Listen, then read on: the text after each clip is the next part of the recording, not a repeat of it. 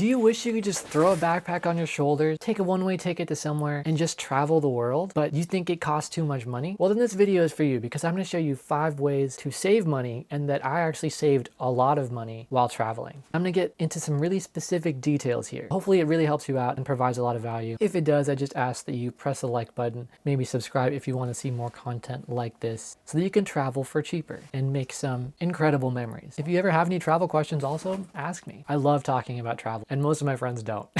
Let's get into it. Number 1, if you think about your normal everyday life, what are the most expensive things? Number 1 is housing. Number 2 is taxes, but 3 is transportation, and 4 is like food and all that stuff. So when you're traveling, it's really going to be the same thing, other than transportation might be more because it's the flights there and back. Especially if you're not staying for a very long time, then the transportation from America will be more expensive than the housing. Sometimes. Ways you can really save with housing, and I'm just going to be specific to what I did because there's ways you can get housing for free that I didn't even do and I might do in the future. So I can give you more tips about those when I do them because I don't want to talk about things that I don't know about. But a really big way I saved a lot of money here is I chose to stay in hostels in a shared room rather than in hotels. There's tons of benefits to this, especially when traveling solo because you don't have someone to split the hotel cost with. And even then, you can typically get private rooms in a hostel for cheaper than a hotel room anyways. But these provide tons of benefits. They allow you to meet lots of people. There's events integrated. Sometimes they have free breakfast or free dinner, and they're typically only around $20 to $40 a night. So what I did to really save money here, 1, I booked ahead of time because if you book them in the summer, they're going to be more expensive. If you book them the day of, all that stuff. 2, I went on this app called Hostel World, which is the best place to do this. They also offer free cancellation on a lot of properties. If you cancel your entire trip, you get all your money back. And I would find the best rated ones because the experience was the most important to me, not saving the most amount of money. But then after I found the best rated ones, I chose the one that was the most affordable, that still had everything I wanted, unless the top rated one had something that was like an unforgettable memory or some crazy event that I really wanted to go to. So best rated, the most budget option out of the best rated ones that still gives you everything you need. $20 to $40 a night, basically everywhere in Europe. Some countries are going to be more expensive than others, and around the world in places like Southeast Asia, they might even be cheaper than this, but expect to pay $20 in somewhere like Croatia or Hungary and closer to $40, $50 in somewhere like Austria or Switzerland or more. So my housing for 30 days of traveling was a little bit over $700 for the entire month, and I got to meet all of these amazing people. I would highly recommend hostels if you want to stay in a room with the same gender. Lots of places have that option for you. Sometimes they're even cheaper than the mixed gender rooms, which is crazy. And if you want to lean into it more, maybe you get a private room and then you can spend time with all of the other people and still go to the events and stuff. Number 2, I'm going to show you exactly how I did it to make this so affordable. And this is to utilize rewards and points from credit cards, from travel credit cards. So if you're planning a big trip, let's say you're doing the hostels, right? That's around, I think it was like $740. Then I booked all my major transportation ahead of time. Because I knew I was going to certain destinations, I booked the train tickets ahead, and that came out to a few $100s traveling between 10 different countries, which is very, very cheap.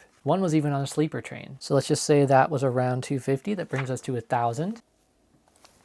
Then we have the plane tickets. So let's just say round trip, you spend around $1,300 on the plane tickets. And then you have all the food and stuff that you're gonna get when you get there. But those are the things you can pay for ahead of time. What you can do is you can get a Chase Sapphire Preferred card or some other travel card. They have huge sign-up bonuses. So this is what I did. I got the card, and if I spent $3,000 within 3 months, I would get, I think it was 60,000 points or something like that, which is roughly equivalent to $600. So that's $600 of free money if I spend $3,000 in 3 months, which most people are spending more than $3,000 in 3 months on all their expenses. But you don't even have to do that because remember those other expenses that you're already paying for ahead of time to save money? You can put those towards it. So this is what I did. I took the money I spent on hostels and I put that towards the $3,000 after I opened the card. I took the money I spent on transportation and I put that on the card. So that's around $1,000. Then instead of buying the round trip ticket, I just bought one-ways, which were the cheapest I could find, which I believe mine was around $400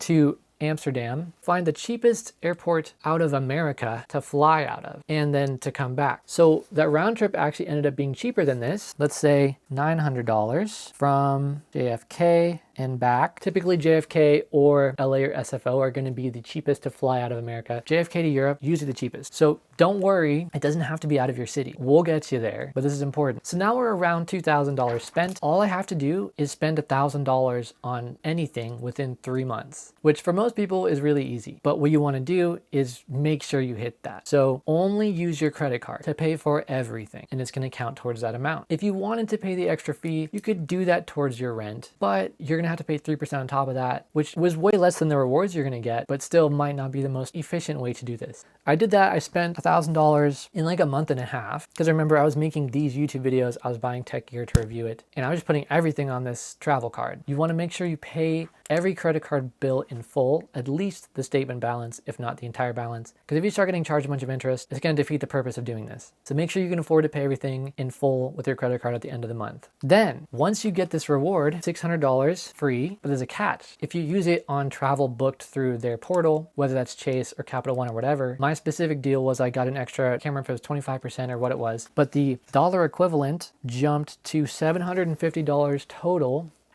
for free. Then I used that money to book the flights to JFK before and after. And the flights from there to Europe were all direct. So it was only one layover, and I got to control exactly how much time I had before because I was booking separate flights. And I didn't even spend all that $750 because you don't need that. So I still have about $400 left of that in free flights that I can use whenever. Combine that with the fact that you get other perks, your TSA pre-check covered if you choose to get it, and the value becomes even greater. So then I cut down $400, $500 off of my flight expenses by booking half of them with just rewards with a card that I just got. That's how powerful rewards can be. Not to mention I still had another $400 in free flights that I'm going to be using this year. So you're not even paying for all the flights to go there and back with your money, which is typically the biggest expense for most people when traveling. Number 3 is to choose strategic flights into cheap airports. So I already mentioned trying to fly out of JFK, get the flights to get there later, but nothing you can do is change your destination. If you're going to Europe, it's really easy to get from country to country, either by a plane or by a train, like I chose to do. So just look at an entire map of Europe, check the price map on something like Google Flights or Skyscanner or something else, and choose the one that's cheapest, that's still near-ish to where you want to go to, and then get a train or a plane from there later. This will save you a ton of money. Let me just show you an example. Let's say, for instance, that you wanted to go to Dubrovnik, Croatia in January of 2025. One way would be $706. Not one of the biggest major airports, and it's a little farther than just getting to maybe Central Europe. Well, what's a country that's right next to Croatia? Italy. They have much bigger airports. So if you were to fly to Naples or Rome, one way would only be $429. And I guarantee you, you can get right over here for less than $300, and you get to visit 2 destinations. So if you plan to arrive where it's cheapest to go, and then plan to go back to America or wherever you're from, where it's cheapest to leave, and then you organize your trip around that, you can save a lot of money. And if you're wondering why these flights are so cheap, it's because they're from JFK, like I said. You want to leverage things like that. You can also be flexible with your date. For instance, if this is set to January 2nd, if I just wanted to leave sometime in January, this is Google Flights, I could click on flexible dates, and yeah, just say sometime in January, press done. And now look at this. We got London, Athens for in the $100 price point. One way. That's insane. If we change that to just the 2nd of January, it jumps up to more than $300 for the cheapest flights in all of Europe. That's a $200 price difference. Are you kidding me? Also, I didn't realize it was that cheap to fly to London. Oh my God. That's cheaper than flying almost anywhere in the US from Oregon. I might be booking a flight after this. This flight hacking also involves doing things like doing it in the off season, maybe doing it after New Year's instead of during Christmas or right before Christmas, things like that. Number 4, honestly, a lot of people overlook this, but it's strategically planning for travel when your personal expenses are the lowest and you're getting paid income for the least amount of work. What do I mean by that? Let's start with the lowest expenses because that's a pretty easy example that anyone can leverage. A lot of you guys are probably renting. If you travel at the end of your lease before you get another apartment, you won't have to pay any rent while you're traveling. So remember I mentioned my housing for a month was around $700. My rent was around $1,200 at the apartment that I was staying at when I booked this. So I'm saving $500 a month in housing by traveling to Europe for for 30 days rather than staying in America. If I did it in the middle of my lease and I still had to pay that, then it's like tons of money that I'm just throwing out the window for a place I'm not even living in for that month. If you own a house, or if you really need to go in the middle of your lease, consider Airbnb-ing out your room or your property, or renting out to a friend or tenant or something like that, so you can cover that mortgage or rent for the month or more sometimes. If you think I can't handle the stress of not having a place to come back to, there are ways around that. Here's what I did. I rented a storage unit for $14 a month, put all of my stuff in it. This is temperature controlled. This is indoors. None of my computer equipment is going to go bad. None of my instruments are going to go bad, anything like that, because it's a temperature controlled environment. Really, really secure. $14 a month instead of $1,200. And when I came back, I picked it up. I stayed at a friend's house for one day, road tripped the country, stayed at a retreat for a finance camp, which I'd already paid for way ahead of time. And then I stayed with my family for a few weeks while I applied for a co-living place in San Francisco. Got in really quickly and then went there. And I saved so much money in the process of doing this. If you want to have that flexibility all the time without having to worry about renting out your place or whatever, you could just get a month-to-month lease. That could be really beneficial if you travel a lot, because then you can plan things to get back when things start and leave when they end